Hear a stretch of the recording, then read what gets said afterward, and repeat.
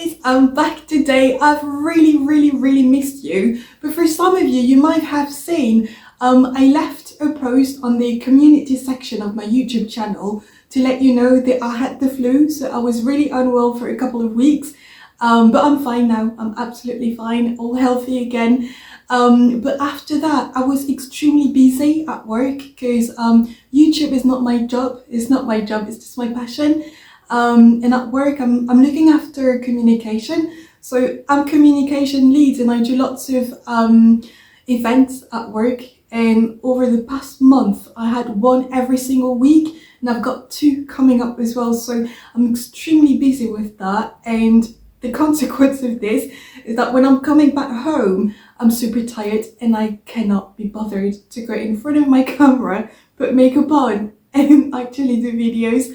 But I was really missing you. I was missing being on YouTube, doing those research, and most importantly, I could see that some of you have seen that I was going to talk about the artist that we're going to share the story of, and you're really ready for it. So I thought, right, I'm going to use the Sunday that I've got now and take all the day to record that video.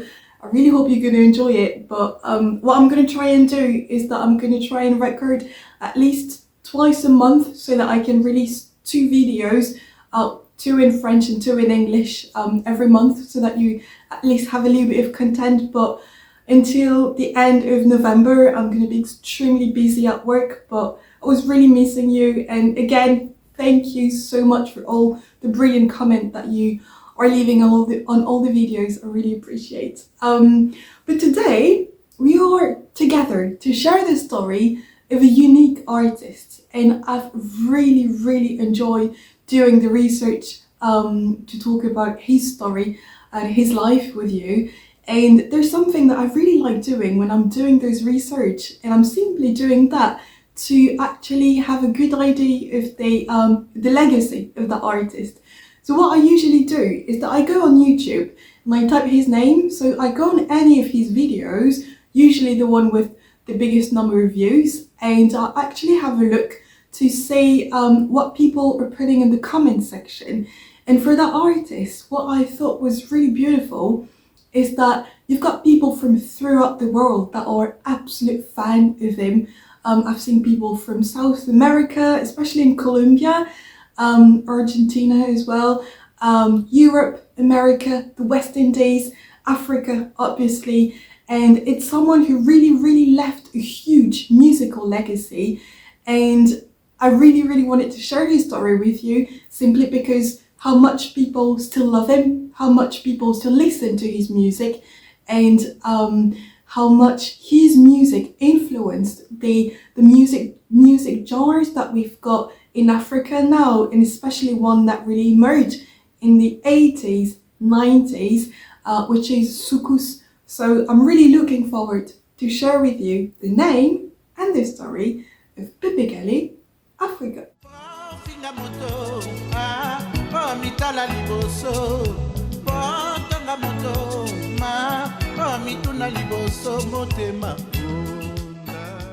Pepe Kalle, and his actual real name is Jean-Baptiste Kabasele Yapanya Wabamulanga, was born on the 30th of November 1951 in what is now the capital city of the Republic Democratic of Congo, Kinshasa. He's the eldest son of a family of 15 children, and just like Kiamuangana and Tabule Rochero, he's naturally gonna be interested in music. He's gonna have talent for rhythm, for music, but most importantly for singing. And exactly like Kiamuangana and Tabule Rochero, he's gonna start while singing in the chorale in the church where he was going to when he was a child. So that's gonna be his actual first experience around music. But gradually he's gonna have more and more of an interest for music, and at the age of 18 years old, some people in the music industry are gonna actually notice that this young lad is really talented, and he's actually going to join a band called Bombula, and that band was very similar to the very successful band of Tabule Rochero, African Fiesta.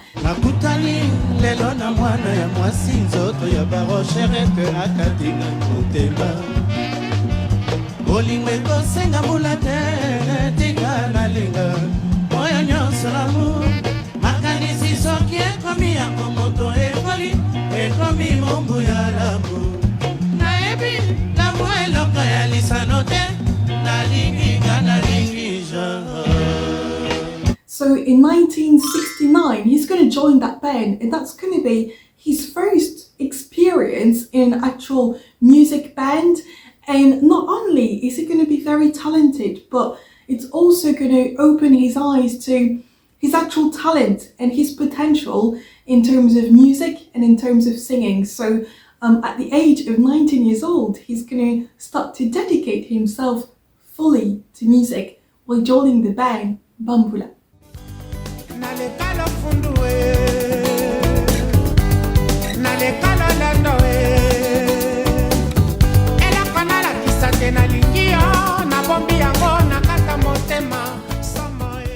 So at this time in the early 70s, you had different music bands that were really emerging. So obviously you had Taboulé Rochero with the Afriza International and African Fiesta band that he's going to create, and you're also going to have Franco Lambo Macchiadi with the Tout Puissant OK Jazz Band.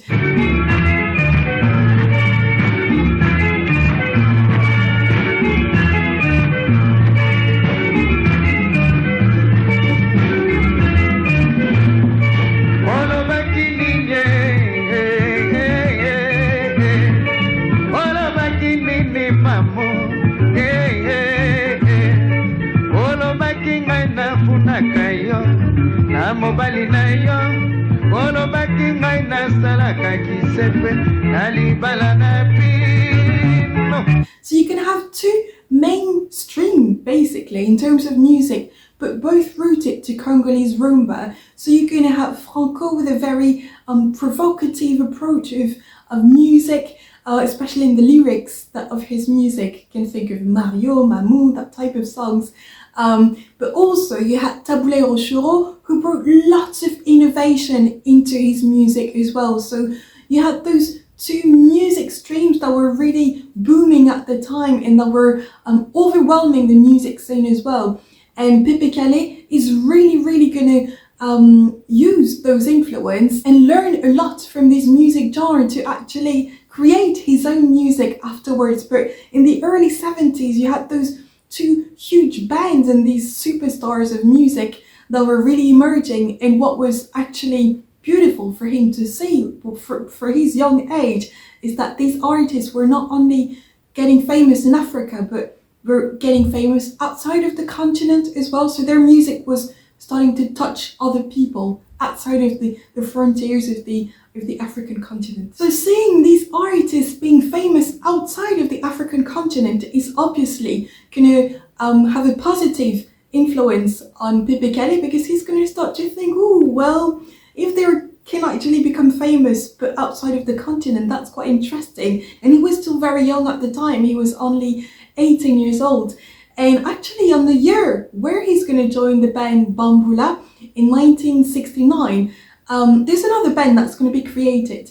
And that band, I haven't done that video, and probably I should have done it before doing this video so that you fully understand. I'll do it afterwards for you in English because the French version is out already. But there's another artist that's going to be very influential and create a band. Not only him, he's going to be with other artists like Evo Loco Joker. They're going to create a band in 1969 that is called Zaiko Longa Longa.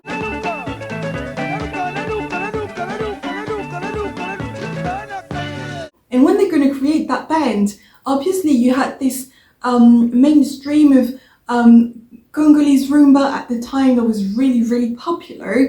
But Zaiko Longa Longa is going to have a different approach of music. They're going to bring rhythm that's going to be speed up. They're going to later on, Papa Wemba is going to introduce the piano as well into that type of thing, the synth piano specifically.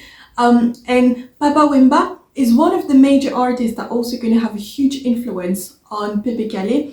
not only because of the rhythm that he's going to bring with Zeiko Longa Longa and afterwards with his own band called Viva la Musica, but also because of the new approach that he's going to have on the stage.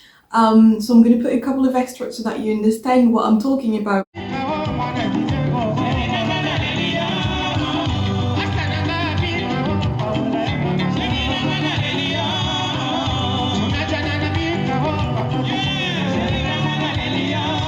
They've built up something very new with different type of innovation, whether it was on the clothes they were wearing, whether it was on the stage with the dancers that they were having as well. And all of that is going to stay on the mind of the young Pepe Kalle that was at the time 19 years old when he joined the band Bambula. I'm just going to explain a little bit more about what was going on with Papa Wemba because it's going to be quite important for the next step for Pepe Kalle.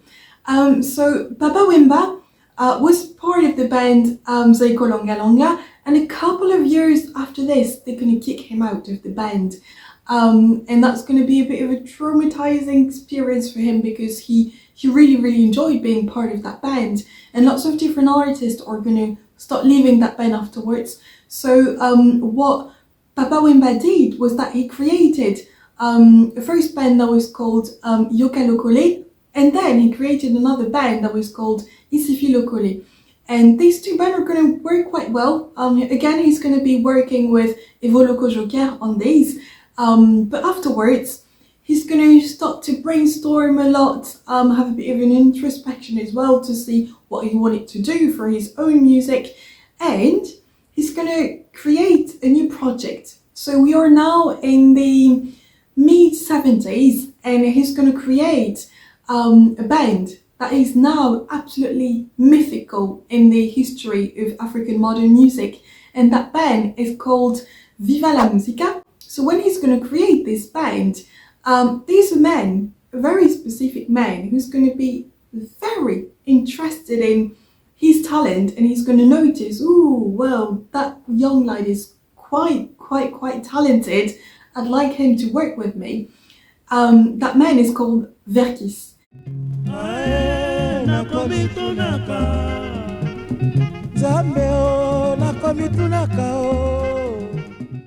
Verckys was a producer, he was a musician, extremely talented. Now, I'll do a video about him specifically because he was someone really important. Vous savez que, enfin, vous devez savoir que la musique c'est comme la mafia. Les disques c'est vraiment la mafia. Pour rentrer dans ce circuit, il faut être très puissant. Parce que il y a le protectionnisme du côté surtout des Français. Les Français, c'est eux qui s'occupent de l'Afrique pour le moment. Des firmes, des sociétés françaises qui envoient les disques en Afrique. Malgré que le musicien habite l'Afrique, mais en Afrique, on ne peut pas travailler pour envoyer les mêmes disques en Afrique. On est obligé de passer par l'Europe. Mais non, je sais que ça va être très dur parce que maintenant, on risque de les arracher, n'est-ce pas, des beefsteaks. Parce qu'il y a des maisons en France qui ne fonctionnent que grâce à la musique africaine, qui ne font que la musique africaine. Je connais beaucoup de maisons comme ça. Alors, mais moi dans mon planning, je sais que je dois avoir des points de vente partout en Afrique. He passed away, I think, only 2 years ago. But Verckys was a musician, producer, and he had lots of different artists that he had in his own little label and all of that. So he was going to try to recruit Papa Wemba. Papa Wemba, he was very flattered, but he said, no, sorry, I'm an artist. I don't want to be part of any sort of production in any of that. I'm not interested. Or moi, bon, je suis artiste, je suis pas un artiste millionnaire, quoi. Et un grand producteur comme Verckys. Alors, je sais que c'est un gars dynamique, qui a son écurie, qui regroupe pour moi une dizaine de groupes, et que moi je suis autonome, je suis indépendant. Je m'en passe. Verckys was, someone who really wanted to have new talents. And even if Papa Wemba said, I'm not interested, I'm staying aside from that, Verckys is actually going to realise that there's another young man who's very talented. And that man is obviously Pepe Kalle. And he's actually going to start to work with him. And this moment is actually going to be absolutely life-changing for Pepe Kalle. So Verckys was an actual man who was sort of a talent discoverer. He was really good at discovering new talent in the Congolese music scene. And at the time, Pepe Kalle was rotating in different music bands. He was working with different musicians. And Verckys is going to notice the talent, but specifically the vocal talent of Pepe Kalle. And he's going to tell him in the early 70s, come and join one of my bands. So Pepe Kalle is going to join the band Bebe, which is one of the music band that Verckys had at the time. But he's not going to stay very long in this one. So afterward, he's going to join another band of Verckys that is called Lulled. And when he's going to be in that band, he's going to meet different musicians, different artists. And in 1972, Pepe Kalle is going to decide to leave the band. He's going to decide to step aside a little bit from Verckys' project, and he's not going to be the only one. He's going to leave with two other men, two other musicians, two other artists that are extremely important for the next step of Pepe Kalle's career. These two men are called Papy Tex and Dilu Diluamona, and together they're going to create a band that's going to be extremely influential and extremely important in the African music scene, and it's going to really have a strong legacy. That band is a mythical band. It is Empire Bakuba.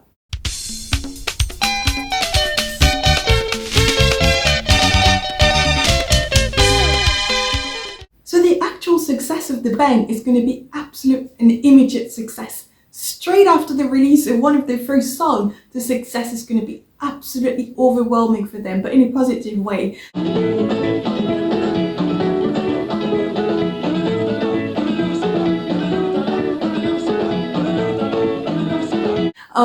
And one of the first songs that they're going to release is called Nazoki. And with that song, they're going to have a huge success in Congo, but not only, they're going to have lots of success all over Africa. And the band Empire Bakuba is going to be doing something very different from some of the bands that were very popular at the time. Remember, Taboulé Franco were really masters. They were leading on being masters of this Congolese music scene with Congolese rumba. But in the early 70s, you had different bands that were emerging, including Zaiko Longa Longa and afterwards Viva la Musica. And these bands are actually going to do something quite different, because they're going to step aside from the actual Congolese rumba and go towards different type of rhythm, faster, something much faster, much quicker, with different rhythm, different way of dancing, different way of being on the stage as well. And it's something that Empire Bakuba is going to be absolutely brilliant at mastering. And the actual name of the band, so it's actually, I'm saying it in French, but it's Empire Bakuba, because Bakuba is actually the name of one of the tribe in Congo, and they took that name specifically from that tribe, not only because they wanted something that people could refer to, but also because they wanted to step aside from the rhythm of Congolese rumba and go more towards rhythm that would be associated with other aspects of the Congolese music.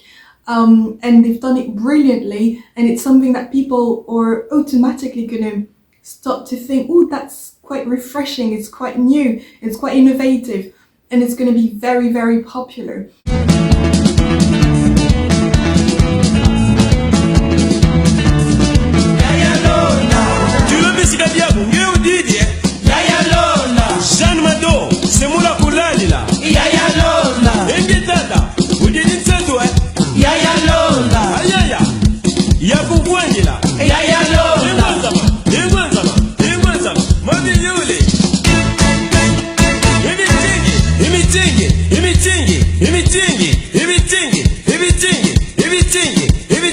Another thing that the band is going to do is actually having a new approach on the scene. So nowadays we do stuff very naturally and we assume that it has always been the case, but at the time when people were listening to music, they were dancing, obviously. Bantu people, we've got the rhythm, we know how to move the hips, but they didn't really have like specific ways of dancing associated to a unique song, and it's something that the group Empire Bakuba and Pepe Kalle are going to bring in. And I can actually pick one of them. So they've done the song Kwasa Kwasa, and it became extremely popular, but they not only did that one, they did several one. And these music were associated to everything they were doing on stage, and it's something that was extremely popular and that naturally the public started to mimic as well. Nous avons commencé par Massassi calculé. Massassi calculé. Bon, il y a eu sous-marin, on nageait. C'est avec les mains, on danse avec les mains comme à la nage. Et après, il y a eu Kwasa Kwasa que vous connaissez. Kwasa Kwasa. Et maintenant, il y a une autre version que nous sommes en train de danser dans l'orchestre. C'est Ah, Mama Mandae, Kumbangana Poto. Ah, Pepe Kalle, Kumbangana Poto. Ah, Mama Nineo, Kumbangana Poto. Donc, c'est-à-dire, c'est à la manière d'un avion qui conduit quelqu'un en Europe. So you're going to have lots of different dancing that they're going to have. So you're going to have the Kwasa Kwasa, you're going to have the Massassi Calculé, you're going to have lots of different ones that are going to be super popular. And those things are one of the aspects that are going to make them extremely popular, not only in Congo, not only in Africa, but all over the world.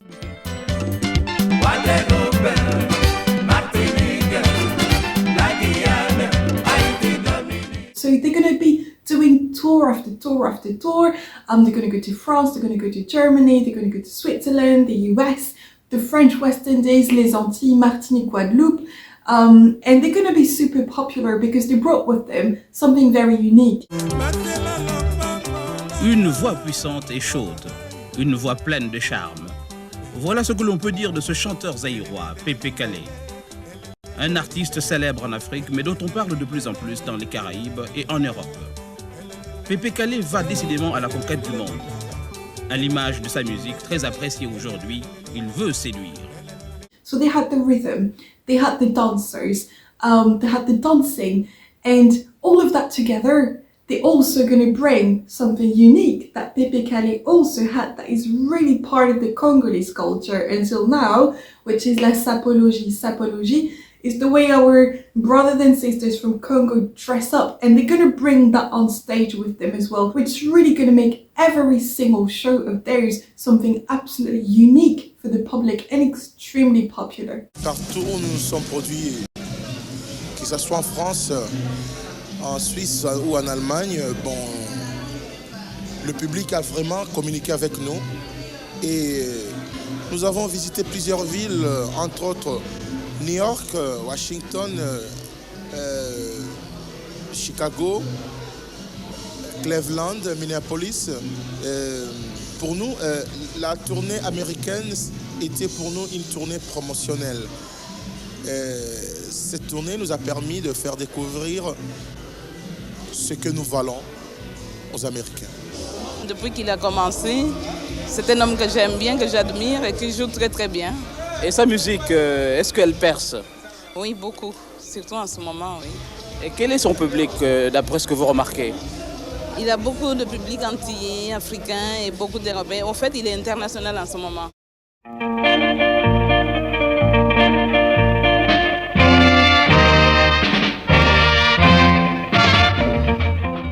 There's one unique aspect of the success of the Empire Bakuba band that I wanted to mention. So obviously, Pepe Kalle is one of the actual embodiment of the band, but he wasn't the only one, and especially on stage.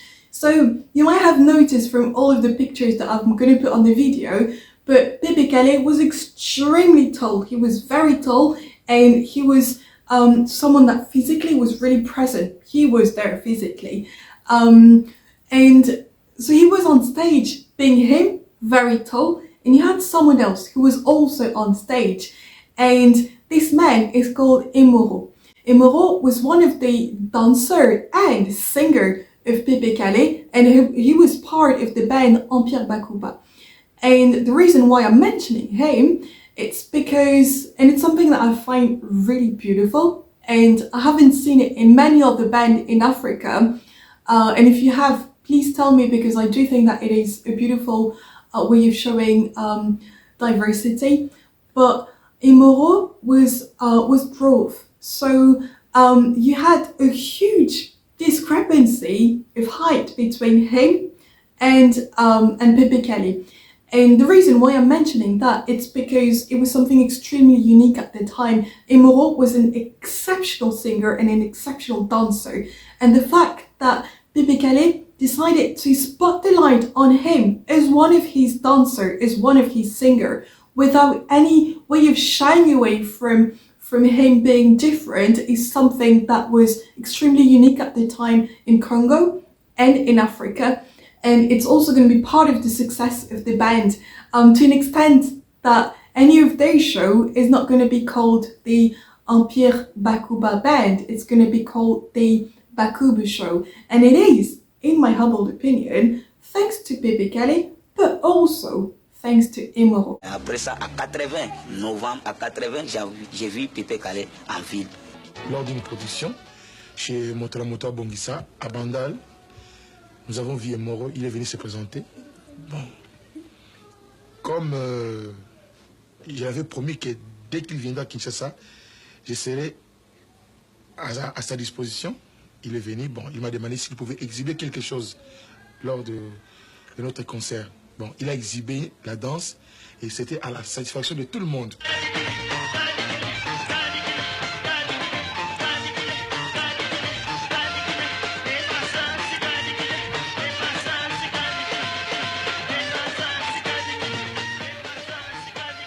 J'ai découvert en Emoro que c'était un bon chanteur.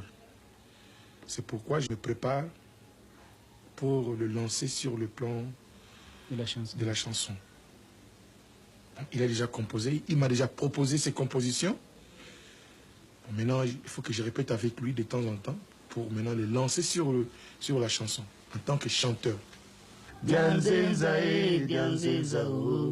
Ole kisi bambiance zongani pembeni ya mama tobokolo banana baleki bayambi biso na sima oyaka oyaka masa sikali kile masa sikali kile masa sikali kile masa sikali kile masa sikali kile gago tikali kile masa sikali kile gago tikali kile masa sikali cha. So for the 10 years anniversary, the band Empire Bakuba is actually going to have something that I find symbolically extremely good and actually well deserved. They're actually going to be rewarded with the most successful band in Zaire in 1982. And throughout the 80s, they're going to release different albums. They're actually going to release 4 albums. And in 1986, they're going to release an album that's going to be called Zouk. I'm going to do a specific video about it, but Zouk is one of the music genre from the Fresh West Indies, and it's going to be quite successful. But 2 years after, in 1988, they're going to release another album that's going to be called Mayibi, and the album is going to be even more successful, and it's going to help to spread even more the success of the band, not only in Congo, not only in Africa, but all over the world. Débrouillez-vous pour vivre, article 15 maman. Débrouillez-vous pour vivre au Lukaka. Débrouillez-vous pour vivre. There's something that Pepe Kalle is going to be doing, and he's going to be doing that just like another artist that I've done the video of, and it is Franco. So for those who watched the video about Franco, and for those who haven't, I'm leaving it up here. But for those who watched the video that I've done about Franco, you would know that Franco would very often have very critical words towards the government in place, especially the one from Mobutu.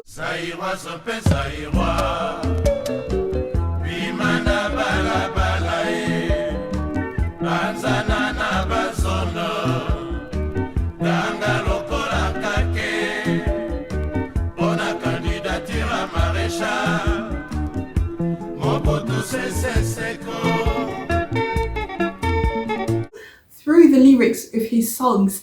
And one of the things that Pepe Kalle is going to be doing is actually following that path that Franco had, and especially in one of his songs that is called Article 15, so I would translate this as Article 15. And it was one of the laws that Mobutu at the time put in place, and it was sort of a way for citizens in Congo to refer to this as a way of being good citizens. And he was being very critical about it because people were suffering in Congo, people were still suffering in Congo, and it was a way for him not to shy away from obviously sometimes having very light lyrics, happy lyrics about the happy things in life, but also mentioning that people were suffering in the country. So it's one of the things that he's going to be doing. But another thing, at the end of the 90s, he's going to start to have more songs in French. So you're going to have Simplicité, Dieu, seul, sait, L'argent ne fait pas le bonheur. And the reason why he did that is because he wanted to touch a different public. And another thing is, I've mentioned the zouk genre from the French West Indies. He's going to have some lyrics with some words in Creole from the French West Indies. And the reason being that he wanted to have even more of a presence over there because his music was extremely popular for our friend from the French West Indies, Guadeloupe and Martinique.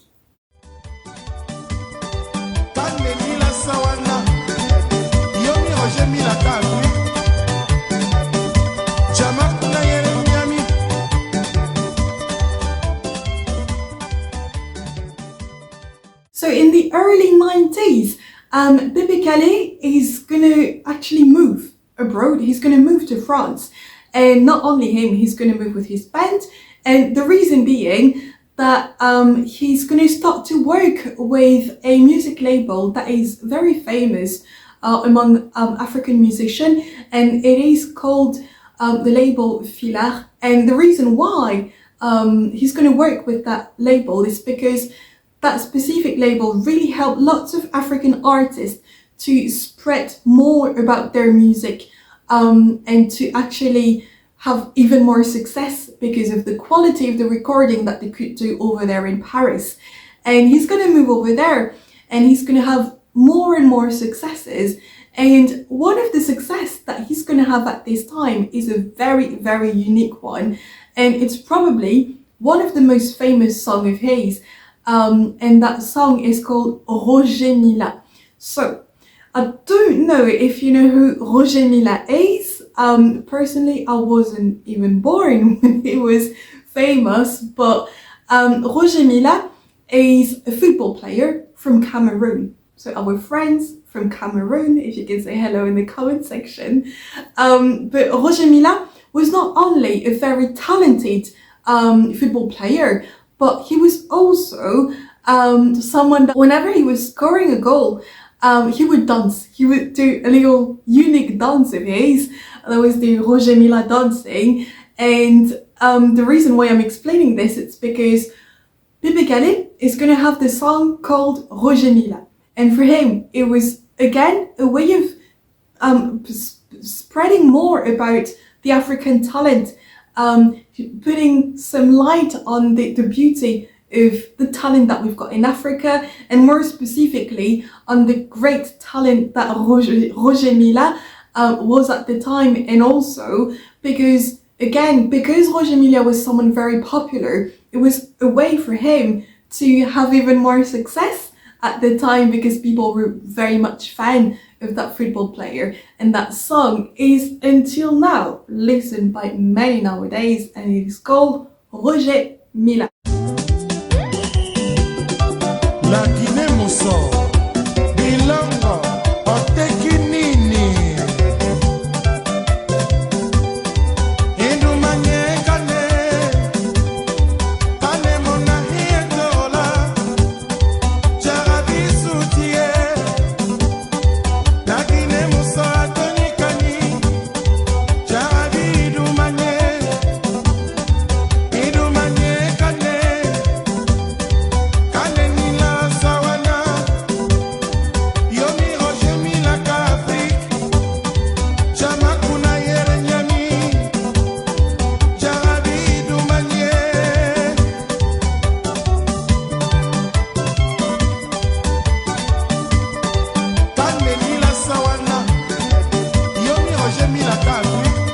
Indoki ya mwasi eleki ya mama ya mobali tala esika nini yombe mingai mokolo ya lelo oyenge nalanda efutinga lifuta ya mpunda mama e.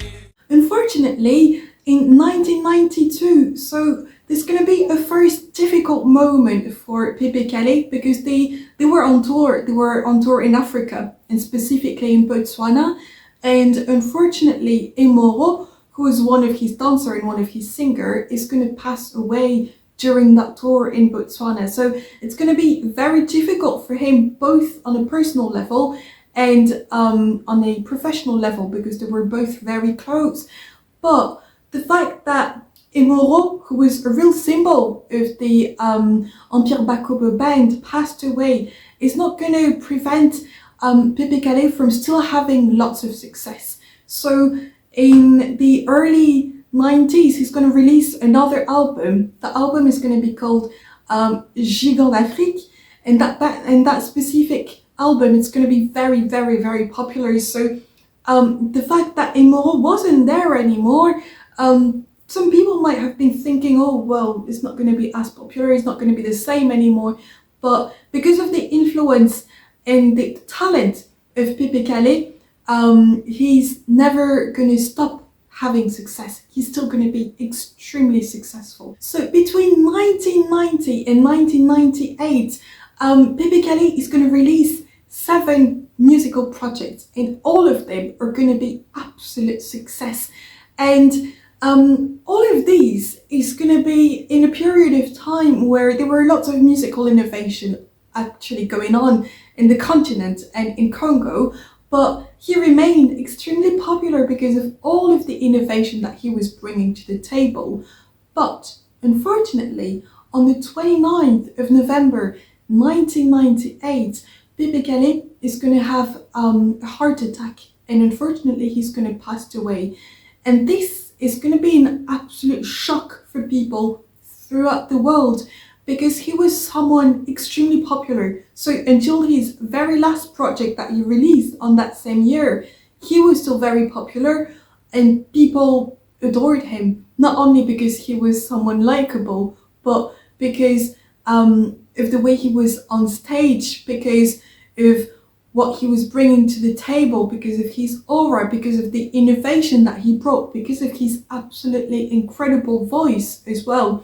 So it's going to be a real shock, but people are still going to be enjoying listening to his music, and people are still, until nowadays, very proud to listen to his music. So even if Pepe Kalle passed away more than 20 years ago, his music is still extremely popular throughout the world. People love his music, people love what he brought to the table, and most importantly, his legacy is huge. There's many artists that are going to actually be influenced by his musical approach, by his stage approach as well, and by everything that he brought for African music and for Congolese music. And I'm extremely happy and super proud to have shared his name and his story with you, because it is someone that I personally absolutely love, and I just love his aura. I think there was something very unique and very special with him, and I'm really pleased to say that there's still so many people that still actually listen to his music every day. Actually do like what I've done, go on the comment sections in some of his videos and you'll see how people are proud to listen to his music. But I am, and I've been pleased to share the name and the story of Pepe Kalle with you, and I'll see you very soon with a new video. La Guinée Mousson, Bilongo, Otekinini, Indumanye Kane, Kane Monahi Dola, Jarabi Soutie, La Guinée Mousson, Tony Kani, Jarabi Idumanye Kane, Kane Nila Sawana, Yomi Roger Milla Afrique, Jamakuna. Bakuba, c'est comme le vin. plus il vieillit, plus il devient... Voilà.